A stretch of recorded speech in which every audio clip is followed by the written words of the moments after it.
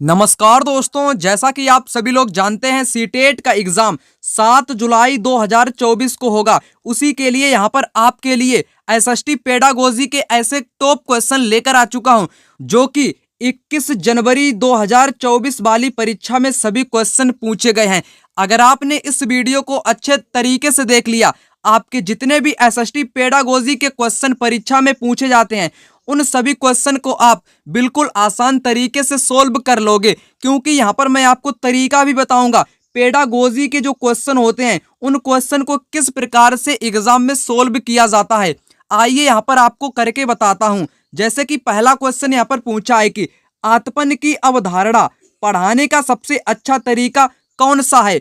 Which is the best method to teach the concept of insolation, यानी कि आत्मन की अवधारणा अगर आप बच्चों को पढ़ाना चाहेंगे सबसे अच्छा तरीका कौन सा होगा। सर्वेक्षण होगा, केस स्टडी, विचार मंथन या प्रदर्शन। यहाँ पर राइट आंसर होगा प्रदर्शन। बच्चों को आप प्रदर्शन करके बताएंगे आत्मन की अवधारणा क्या होती है, आत्मन आखिर होता क्या है। आत्मन कहते हैं सूर्या तप को, किसको, सूर्या तप को, यानी कि सूर्य से प्राप्त होने वाली ऊर्जा को ही पृथ्वी पर जब आती है वही आपकी कहलाती है सूर्या तप। चलिए अगले क्वेश्चन की बात करते हैं। क्वेश्चन नंबर 62 यहाँ पर दिया गया है कारण और कथन के रूप में। निम्न अभिकथन ए कारण आर पर विचार करें तथा सही विकल्प का चयन कीजिए। कथन कहता है कि विद्या विशेष जो सामाजिक विज्ञान को बनाती है, इतिहास, भूगोल, राजनीतिक विज्ञान तथा अर्थशास्त्र। कारण क्या है, इस विद्या विशेष में अंतः संबंध है, यानी कि जो सामाजिक विज्ञान को विशेष बनाती है, क्या विशेष बनाती है, इतिहास भी बनाती है, भूगोल भी बनाती है, राजनीतिक विज्ञान भी बनाती है, उसी के साथ अर्थशास्त्र भी बनाती है, क्योंकि इन सभी के जो विषय हैं वो अंतः संबंधित है, यानी कि एक दूसरे से घनिष्ठ इनका संबंध है। दोनों कथन यहाँ पर सही होंगे, दोनों इसकी सही व्याख्या भी यहाँ पर करते हैं। चलिए अगले क्वेश्चन की बात कर लेते हैं। अगला क्वेश्चन यहाँ पर है क्वेश्चन नंबर 63। कहता है कि लोकतंत्र में एक निश्चित समय अंतराल के पश्चात ही चुनाव क्यों होते हैं। जैसा कि चुनाव का माहौल है वर्तमान में, तो आपको बताना है कि लोकतंत्र में जो चुनाव किए जाते हैं वो एक निश्चित समय पर ही क्यों किए जाते हैं। चलिए आपको यहाँ पर बताते हैं। बात की गई है सरकार का उत्तरदायित्व सुनिश्चित करने के लिए भी कराए जाते हैं, सही कहा गया है। आगे यहाँ पर कहा गया है कि दलों की समान राजनीति भागीदारी सुनिश्चित करने के लिए, ये भी सही होगा। राजनीतिक वाद विवाद तथा जन संवाद को प्रोत्साहित करने के लिए, ये भी यहाँ पर सही होगा। यह एक प्रथागत प्रक्रिया है, नहीं, ये किसी भी प्रकार से कोई प्रथागत नहीं है, बल्कि ये भारत में बनाई गई एक मतलब की व्यवस्था है, ना कि एक प्रथागत है। तो यहाँ पर डी गलत है। जिन ऑप्शन में डी होगा उनको पहले काट दीजिएगा, ठीक है। जैसे डी इसमें है तो ये भी गलत हो जाएगा, यहाँ पर भी है, ये भी गलत होगा, ये भी गलत होगा। बचा आपका ऑप्शन नंबर 2 जो कि सही हो जाएगा, ए बी सी। इस प्रकार के क्वेश्चन में अगर आप गलत कथन की पहचान कर लेते हो, जैसे यहाँ पर डी गलत है, तो इस प्रकार से आप इसको सोल्व कर लेते हो। अगर आप सही जानते हो, ऐसे क्वेश्चन आप बिल्कुल आसान तरीके से कर पाएंगे, जैसा कि मैंने आपको यहाँ पर आपको बताया है। चलिए यहाँ पर राइट आंसर आपका कौन सा है, ए बी और सी। अब बात करते हैं अगले क्वेश्चन की। क्वेश्चन यहाँ पर है 64 नंबर का। कहता है कि which of the following is true about source. स्रोत के बारे में निम्नलिखित में से कौन से कथन यहाँ पर सही है। किसके बारे में, सोर्स यानी कि स्रोत के बारे में।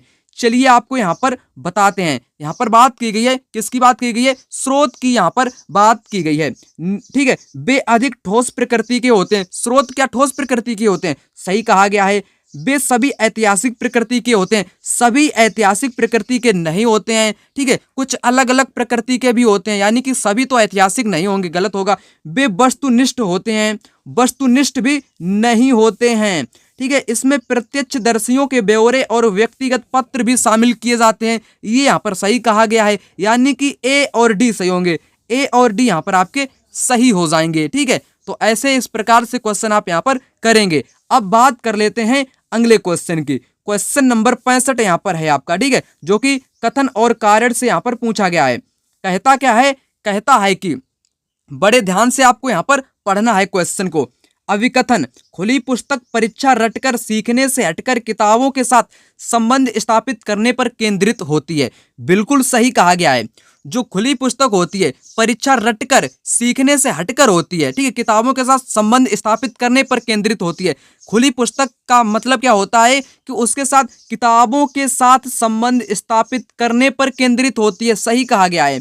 खुली पुस्तक परीक्षा विद्यार्थियों का भार कम करती है क्योंकि इससे उन्हें परीक्षा की तैयारी पहले से नहीं करनी पड़ती है। ये गलत होगा, पहले से नहीं करनी पड़ती है, ठीक है। तो केवल और केवल ए यहाँ पर आपका सही हो जाएगा। चलिए अगले क्वेश्चन की बात यहाँ पर करते हैं, क्वेश्चन नंबर 66 की। एक दृढ़ का विकास करने के लिए सतर्क और सजग जनता आवश्यक है। यहाँ पर होगा आपका लोकतंत्र। एक दृढ़ लोकतंत्र का विकास करने के लिए सतर्क और सजग जनता आवश्यक है लोकतंत्र के लिए। अब बात कर लेते हैं अगले क्वेश्चन की। क्वेश्चन नंबर 67 यहाँ पर आ चुका है, ठीक है। ये भी यहाँ पर कथन और कारण से दिया गया है। यहाँ पर आपको पढ़ना है और पढ़कर यहाँ पर आपको क्या करना है, इसके जवाब आपको यहाँ पर देने हैं, ठीक है। क्वेश्चन यहाँ पर है आपका, क्वेश्चन कहता है, क्या कहता है, राज्य शासन की प्रणाली से संबंधित निम्नलिखित आकलन प्रश्नों का, आकलन वाले प्रश्न यहाँ पर दिए गए हैं, ठीक है। प्रश्न ए और बी पर विचार कीजिएगा। चलिए आपको यहाँ पर पढ़कर बता देता हूँ। प्रेस वार्ता का उद्देश्य क्या है? यह विधानसभा में होने वाली बहस किस तरह अलग है, बहस से किस प्रकार अलग है। उन निर्वाचित प्रतिनिधियों के लिए शब्द का प्रयोग होता है जो सत्ता दल के सदस्य नहीं होते हैं तथा सरकार फैसलों पर सवाल उठाते हैं। यहाँ पर ये कैसे हैं, ठीक है। यहाँ पर ये जो बात की गई है ये यहाँ पर बहुत कैसा क्वेश्चन है, एक डिफिकल्ट लेवल का यहाँ पर क्वेश्चन परीक्षा में पूछा गया है, ठीक है। परंतु आपको यहाँ पर घबराना नहीं है। यहाँ पर आपका राइट आंसर है संकलनात्मक ज्ञान की जांच करता है, पहला वाला कि प्रेस वार्ता क्या है, उद्देश्य क्या है, यह विधानसभा से बहस करने से किस तरह अलग है। ये एक है संकलनात्मक ज्ञान की जांच करता है। जबकि बी कैसा है, ये है तथ्यात्मक, यानी कि ये जो स्टेटमेंट यहाँ पर दिया गया है ये है तथ्यात्मक। चलिए अगले क्वेश्चन की बात यहाँ पर करते हैं। क्वेश्चन यहाँ पर आ चुका है, कहता है कि सामाजिक विज्ञान के मूल्यांकन के दौरान निम्नलिखित प्रश्न इसका उद्देश्य समझने में मदद करेंगे, ठीक है। तो यहाँ पर मूल्यांकन का उद्देश्य समझने में कौन सा कथन यहाँ पर मदद करेगा, पाठ्यक्रम में किन कौशलों पर बल दिया गया है, यह किसी एक मानक पाठ्य पुस्तक से लिया गया है या कई पाठ्य पुस्तकों से, ये हमेशा गलत होगा। पाठ्यक्रम की रूपरेखा कितनी विस्तृत है, ये भी यहाँ पर गलत होगा। अधिगमकर्ता से सामाजिक विज्ञान के प्रत्येक कौशल में किस स्तर की सक्षमता अपेक्षित है, यहाँ पर कौन से सही होंगे, पहला और मतलब कि लास्ट वाला, यानी कि ए डी यहाँ पर सही होंगे। ऑप्शन यहाँ पर थर्ड वाला इसका राइट आंसर हो जाएगा, कौन सा, थर्ड वाला। अब बात कर लेते हैं अगले क्वेश्चन की। अगला क्वेश्चन यहाँ पर कहता क्या है, कहता है कि for teaching which of the following topics a tree chart would be best, ठीक है। तो किसके लिए अति उपयुक्त होगा, कौन सा, शिक्षण के लिए ट्री चार्ट। यानी कि ट्री चार्ट आखिर होता क्या है उसको सबसे पहले यहाँ पर आपको बताता हूँ। ट्री चार्ट जैसे कि आपने कभी इतिहास के बारे में पढ़ा होगा, अकबर हो गया, बाबर हो गया, हुमायूं हो गया, यानी कि किसी वंश को विभिन्न प्रकार से ऐसे दर्शाते हैं। कोई अकबर आया, अकबर के बाद उसका बेटा आया, ठीक है, बेटा आया, बेटे के बाद दूसरा आया, फिर उसकी संतानें, इस क्रम में, यानी कि उसको चार्ट के माध्यम से हर एक चीजें वंशावली के तौर पर दिखाई जाती हैं। वही क्या होता है, ट्री चार्ट होता है। वो आपको यहाँ पर पूछा कि निम्नलिखित में से किस विषय के लिए ट्री चार्ट अत्यधिक उपयुक्त होगा। आयु, जेंडर, नस्ल इत्यादि जनसांख्यिकी के वितरण के लिए नहीं, शासक के शासनकाल का सार देने के लिए, ठीक है, ये भी नहीं होगा। होगा कौन सा, ऑप्शन वाला थर्ड होगा, ठीक है। एक विशेष काल में ऐतिहासिक घटनाओं का क्रम बताने के लिए कि हल्दी घाटी का युद्ध कौन सा हुआ, उसके बाद में कौन सा हुआ, उसका एक ट्री चार्ट जैसा रूपरेखा तैयार कर लो, वही ट्री चार्ट है। युद्ध हो गए, क्रांतियां हो गई, सामाजिक आंदोलन के पदानुक्रम को सचित्र दिखाने वाली जो विधि होती है वही आपकी ट्री चार्ट कहलाती है। यहाँ पर ऑप्शन थर्ड वाला राइट आंसर होगा। अब बात यहाँ पर करते हैं क्वेश्चन नंबर 70 की। 70 कहता क्या है, चलिए यहाँ पर आपको बताते हैं। निम्नलिखित में से कौन सा सतत और व्यापक मूल्यांकन की विशेषता नहीं है, यहाँ पर नहीं लगा हुआ है, अच्छे ढंग से क्वेश्चन आपको पढ़ना है। क्या कहा गया कि कौन सा सतत और व्यापक मूल्यांकन की विशेषता नहीं है, यह विद्यार्थी के अंक आधारित कार्य पर मूल्यांकन केंद्रित है। अंक आधारित कैसा होता है, हमेशा ही गलत होता है, गलत हो गया, ठीक है। यह मूल्यांकन को शिक्षण अधिगम प्रक्रिया का अभिन्न अंग बनाता है, सही है। यह विद्यार्थी के व्यक्तिगत के सर्वांगीण विकास पर केंद्रित है, सही है। यह विद्यार्थी शैक्षिक विकास के साथ शैक्षिक पहलुओं का भी आकलन करता है, सही है। आपको विशेषता नहीं बतानी थी, नहीं, यानी कि गलत कथन की पहचान करनी थी, गलत है आपका ऑप्शन नंबर 1 जो कि यहाँ पर राइट आंसर हो जाएगा ऑप्शन नंबर 1। यह विद्यार्थियों के अंक आधारित मूल्यांकन पर केंद्रित है, जबकि केंद्रित नहीं होता, नहीं वाला ही आपको बताना था, इसलिए यहाँ पर सही हो जाएगा। चलिए अगले क्वेश्चन की यहाँ पर बात करते हैं। क्वेश्चन नंबर 70 कहता है कि दो मौलिक अधिकार जिनकी मांग पर हाशियाकृत समूह बल दे सकते हैं ताकि उनके साथ भी गरिमामय और समानता का व्यवहार किया जाए, वे हैं। कैसा व्यवहार? गरिमामय होना चाहिए और समानता का व्यवहार होना चाहिए। ऐसे समाज है, यानी कि किसके लिए? हाशियाकृत समूह के लिए। ठीक है, दो मौलिक अधिकार कौन से होने चाहिए यहां पर आपको बताना है। चलिए आपको यहां पर हम बता देते हैं। ठीक है, कौन से? समानता का भी अधिकार होना चाहिए, संस्कृति और शैक्षणिक का अधिकार होना चाहिए। शोषण के विरुद्ध कोई इसकी अभी यहाँ पर जरूरत नहीं है, न ही स्वतंत्रता की। ठीक है, क्योंकि यहाँ पर गरिमामय और समानता की बात की गई है, तो यहाँ पर समानता का भी होगा और सांस्कृतिक और शैक्षणिक अधिकार। ठीक है, ये दोनों यहाँ पर होंगे ए और बी, इसलिए ऑप्शन यहाँ पर 2 इसका राइट आंसर यहाँ पर हो जाएगा।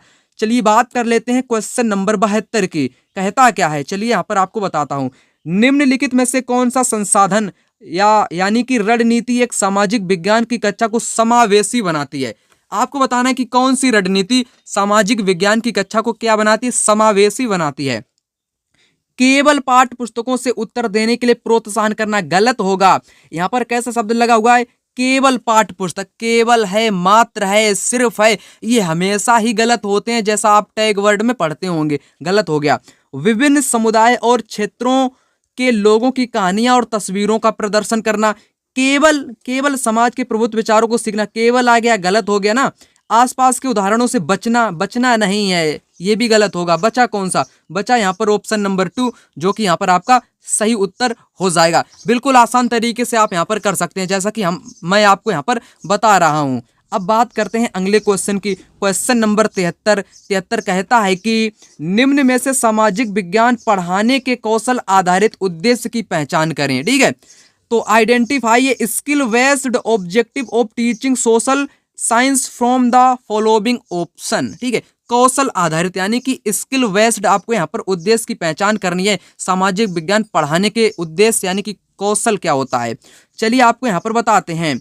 तो यहाँ पर बात की कि महाद्वीपों का अगर कोई बच्चा ज्ञान प्राप्त कर लेता है तो क्या उसके अंदर कोई क्या विकसित होगा? कौशल विकसित होगा? नहीं, इससे कोई भी नहीं होगा ज्ञान। विभिन्न समाजों में रहने वाले लोगों की संस्कृति को अगर तुम पहचान लोगे तो तुम्हारे अंदर क्या किसी भी प्रकार का कोई कौशल विकसित होगा? नहीं होगी, कोई भी स्किल नहीं विकसित होगी। नक्शा बनाने की क्षमता, जैसे कि कोई बच्चा है, ठीक है, तो वो या आप ही हो तो क्षमता यानी कि आप नक्शा बना लेते हो या किसी भी प्रकार का नक्शा बना लेते हो, तो ये एक आपके अंदर कैसी है? एक स्किल है, यानी कि ये आपकी कौशल है। ये यहाँ पर सही कहा गया है। अंतर और विविधता के लिए आदर, ये नहीं होगा ना। तो बचा कौन सा? थर्ड वाला यहाँ पर इसका राइट आंसर होगा, जो कि कौशल आधारित उद्देश्य दोस्तों यहाँ पर हो जाएगा। अब बात करते हैं क्वेश्चन नंबर 74 की। कहता क्या है, चलिए आपको यहाँ पर पढ़कर बता देता हूं। कहता है कि यहाँ पर है कि कथन भारतीय संविधान धार्मिक और भाषाई अल्पसंख्यकों की सुरक्षा का प्रावधान मौलिक अधिकारों से करता है। यह अनुमान लगाता है कि यह बहुसंख्यकों द्वारा संभाव्य सांस्कृतिक प्रभुत्व के समक्ष अल्पसंख्यकों की सुरक्षा करता है। सही कहा गया है। यह बहुसंख्यकों द्वारा किसी तरह के भेदभाव से अल्पसंख्यकों की सुरक्षा करता है। क्या करता है? सुरक्षा करता है, ये भी सही है। यह अल्पसंख्यकों के हितों की सुरक्षा भी करता है। सही कहा गया है।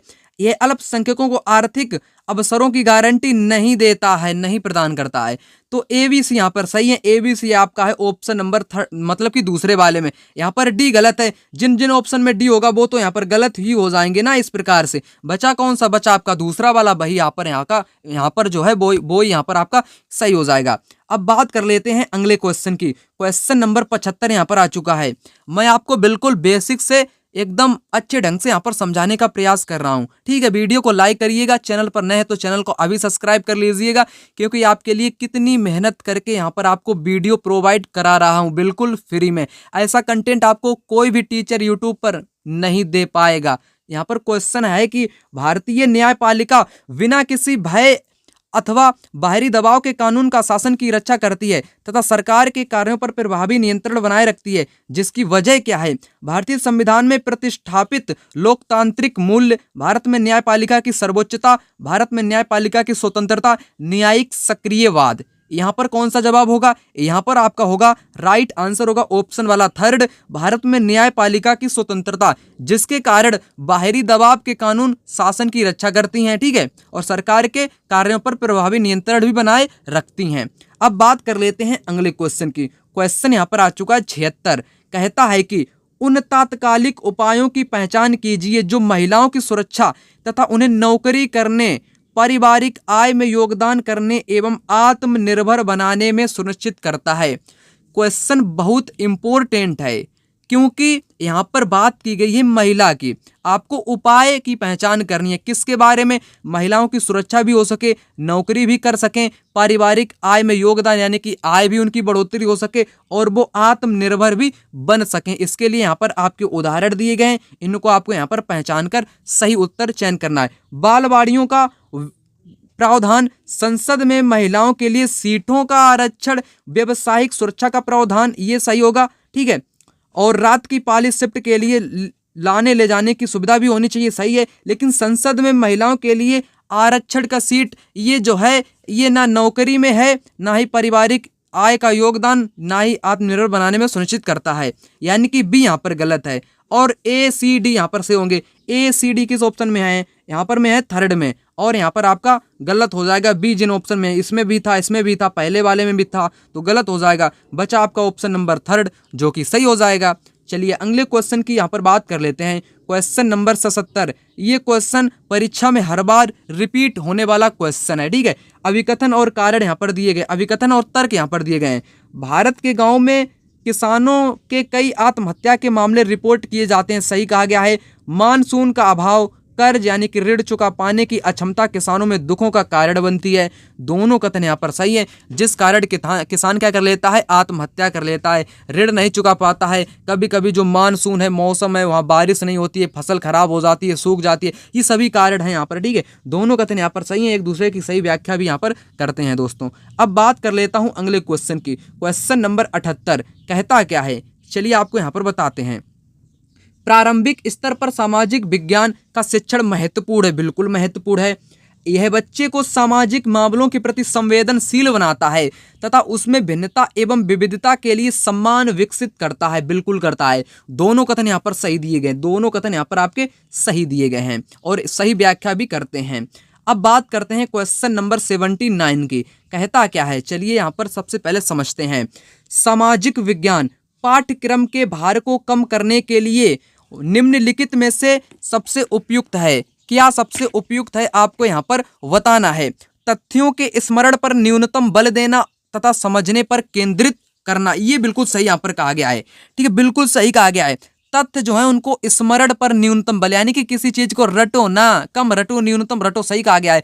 और समझने पर अधिक केंद्रित होना, ये बिल्कुल सही कहा गया है। संकल्पनाओं के स्पष्टीकरण पर केंद्रित, क्या है यहाँ पर? संकल्पनाओं के स्पष्टीकरण पर केंद्रित, क्या ये सही होगा? यहाँ पर ये तो मेरे को सही लग रहा है, बिल्कुल सही हो जाएगा, ठीक है। परीक्षा निर्देशों के आधार पर शिक्षक के विषय वस्तु से अनभिज्ञता के कारण पाठ्य पुस्तकों के कुछ विषयों को छोड़ देना चाहिए। छोड़ देना ये तो गलत हुआ ना, ना ही छोड़ना चाहिए ना ही बचना चाहिए, बल्कि सामना करना चाहिए, मुकाबला करने चाहिए। ऐसे टैग वर्ड तो आपको आते ही होंगे ना, तो उसकी हेल्प से आप इन क्वेश्चन को यहाँ पर कर पाएंगे। यहाँ पर ए और बी सही है। ए बी कौन से ऑप्शन में? थर्ड वाले में, थर्ड वाला यहाँ पर आपका राइट होगा। अब बात कर लेता हूं मैं अगले क्वेश्चन की। क्वेश्चन नंबर 80 कहता क्या है, औद्योगिक क्षेत्रों में स्थित कई कारखाने और फैक्ट्रियों में अस्थायी श्रमिकों को रखा जाता है। जो औद्योगिक क्षेत्र होते हैं, फैक्ट्रियां होती हैं, वहां पर श्रमिक कैसे रखे जाते हैं? अस्थायी, यानी कि स्थायी नहीं है, वो परमानेंट नहीं है, कभी उनको भगाया जा सकता है, तो वो होते हैं अस्थायी। अब आते हैं क्वेश्चन के विकल्पों पर। वे उन्हें अपनी सुविधा अनुसार रख सकते हैं, निकाल सकते हैं, सही कहा गया, क्योंकि श्रमिक अस्थायी हैं, पता नहीं कब उनको भगा दिया जाए फैक्ट्री से। वे स्थायी कर्मियों को मिलने वाले वेतन तथा अन्य नौकरी संबंधित हित पर लाभ पर बचत करते हैं। क्या ये यहाँ पर आपका सही है? ये यहाँ पर कैसा है? बिल्कुल सही कहा गया है। अस्थायी कर्मी बिना समयोपरि भत्तों की मांग किए लंबे समय तक काम करते हैं, बिल्कुल करते हैं, क्योंकि उनके पास इसके अलावा कुछ है ही नहीं जॉब करने के लिए। स्थायी कर्मियों की तुलना में अस्थायी कर्मी अधिक परिश्रमी होते हैं। ये तो कोई मतलब कि वैसी कोई इसमें निष्कर्ष वाली बात ही नहीं है। क्या कोई स्थायी श्रमिक अस्थायी श्रमिक से अधिक काम करता है या ज़्यादा करता है, ये यहाँ पर इसका कोई औचित्य नहीं निकलता है ना। तो यहाँ पर ये डी गलत होगा, बाकी सभी सही होंगे, ए बी सी सही हो जाएगा। ए बी सी ऑप्शन 2 में है तो 2 यहाँ पर आपका राइट आंसर होगा। अब बात करते हैं क्वेश्चन नंबर 81 की, किसकी 81 की यहाँ पर बात कर लेते हैं। कहता क्या है, चलिए यहाँ पर आते हैं। ऐसा संभव है कि आपकी कक्षा में हाशियाई समुदाय के छात्र भी हों, इसीलिए जब आप हाशिएकरण पर कक्षा में बात कर रहे हो तो विषय प्रस्तुत करते हुए आपको निम्नलिखित में से किन बातों का ध्यान रखना चाहिए। तो कौन सी बातें आपको ध्यान में रखनी चाहिए हाशियाई समुदाय के छात्रों के बारे में बात करते समय? आपको बताना है, क्या बताना है यहाँ पर है, खास समुदायों का नाम लेने पर उन समुदाय से आए लोग असहज महसूस कर सकते हैं। बिल्कुल कर सकते हैं, सही कहा गया है। इस तरह के मुद्दे को संवेदनशीलता से संभालना चाहिए, बिल्कुल संभालना चाहिए संवेदन तरीके से। कुछ छात्र अपने साथ हुए भेदभाव को आझा करने में शर्मिंदा महसूस कर सकते हैं, बिल्कुल कर सकते हैं। विद्यार्थियों से जबरन अपने अनुभव साझा कराना चाहिए, ये कौन सी बात रही यार, जबरन उनको जबरदस्ती नहीं, ये गलत होगा ना, जबरन किसी भी प्रकार से नहीं। तो ए बी सी यहाँ पर राइट होंगे ना, ए बी सी यहाँ पर राइट होंगे, ऑप्शन वाला 4। बिल्कुल आसान क्वेश्चन पूछे गए परीक्षा में, आप इनको कर लीजिएगा, ठीक है। तो अगले क्वेश्चन की बात यहाँ पर करते हैं 82 नंबर के। तो है निम्नलिखित में से कौन सा कथन नैदानिक मूल्यांकन का असंगत चित्रण है? कैसा नैदानिक मूल्यांकन का असंगत चित्रण है? तो यहाँ पर आपको अब बताना है, ठीक है। तो यहाँ पर कौन सा सही होगा, चलिए आपको बताते हैं। यह प्रायः औपचारिक कक्षाओं के बाद किया जाता है। इसका उपयोग कक्षा के सभी विद्यार्थियों द्वारा सीखी गई उपलब्धियों की तुलना करने में किया जाता है, ठीक है। जो नैदानिक मूल्यांकन का असंगत चित्रण है वो यहाँ पर ये हो जाएगा, ठीक है। अब बात कर लेते हैं अगले क्वेश्चन की, क्वेश्चन नंबर 83। कहता है कि एनसीएफ 2005 के अनुसार स्कूली शिक्षा के किस स्तर पर सामाजिक विज्ञान के विषयों को स्वतंत्र रूप से पाठ्य पुस्तकों में विद्यार्थियों से परिचय कराया जाता है?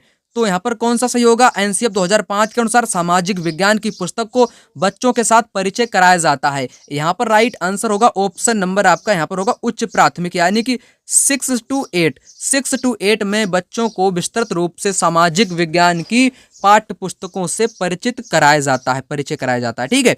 अब बात करते हैं यहाँ पर क्वेश्चन नंबर 84 की। कहता क्या है, इस पर आप सबसे पहले इसकी बात यहाँ पर करते हैं। भारतीय धर्मनिरपेक्षता में राज्य धर्म के संदर्भ में एक सैद्धांतिक दूरी बनाए रखता है, इसका अर्थ क्या है? भारतीय धर्मनिरपेक्षता में राज्य धर्म के संदर्भ में सैद्धांतिक दूरी बनाए रखता है, इसका मतलब क्या है? इसका मतलब दोस्तों है संविधान में दिए गए आदर्शों के आधार पर राज्य धार्मिक मामलों में हस्तक्षेप कर सकता है। बिल्कुल सही कहा गया है, बिल्कुल सही कहा गया है। जिन ऑप्शन में ए होगा वो तो यहाँ पर सही होगा, ये भी सही हो जाएगा और ये भी सही होगा, इनको यहाँ से खत्म कर दीजिएगा, ठीक है।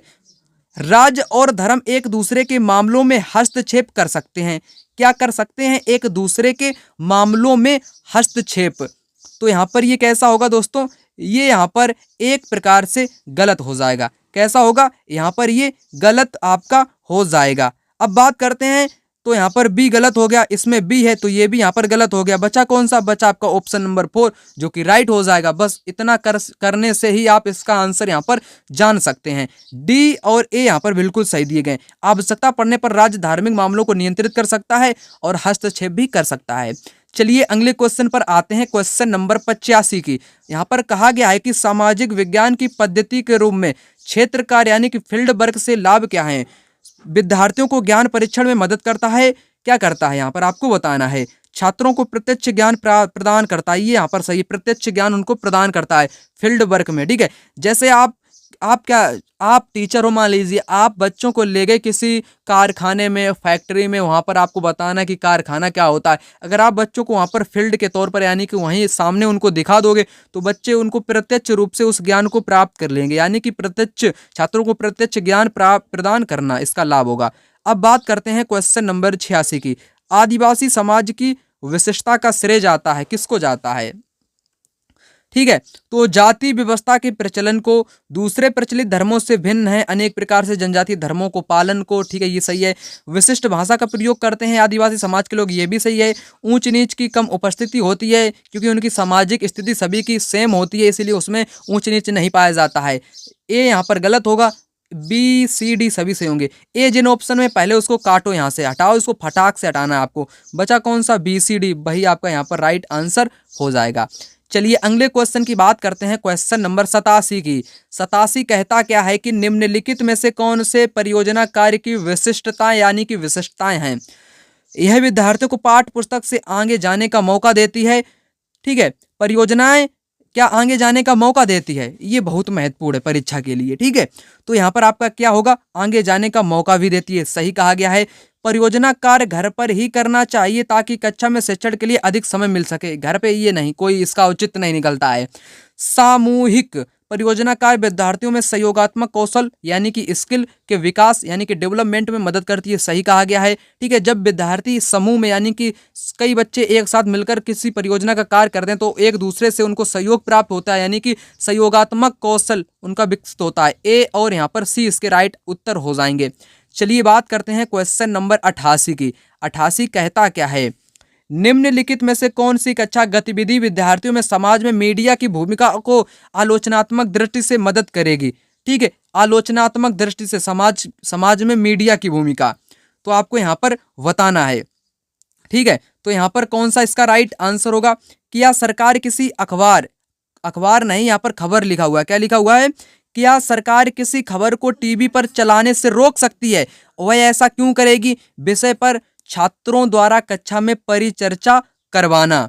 ठीक है, तो ये कैसा होगा? ये यहाँ पर बिल्कुल सही कहा गया है, बिल्कुल सही कहा गया है। फिर आगे बताया गया है कि किसी एक मुद्दे पर छात्रों को अलग अलग अखबारों के कतरनों को इकट्ठा करना और उनके विवरण की तुलना करने को कहना, ये क्या होगा? ये भी सही कहा गया है।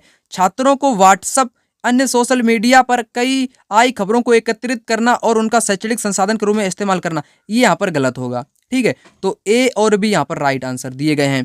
अब बात कर लेते हैं अगले क्वेश्चन की, क्वेश्चन नंबर 89। 89 कहता क्या है? निम्नलिखित में से कौन से कथन परिप्रश्न उपागम के संबंध में है? इंक्वायरी अप्रोच, इंक्वायरी अप्रोच, ठीक है, आपको बताना है। तो यहाँ पर कौन सा राइट आंसर होगा? यहाँ पर होगा यह समस्याओं को सुलझाने की क्षमता को प्रोत्साहित करता है, बिल्कुल करता है। यह साक्ष्य एकत्रित व मूल्यांकन करने के तरीकों का पता लगाने में मदद करता है, ये भी करता है, सही है। शिक्षिका अधिगम की गति को तय करती है, नहीं तय करती है।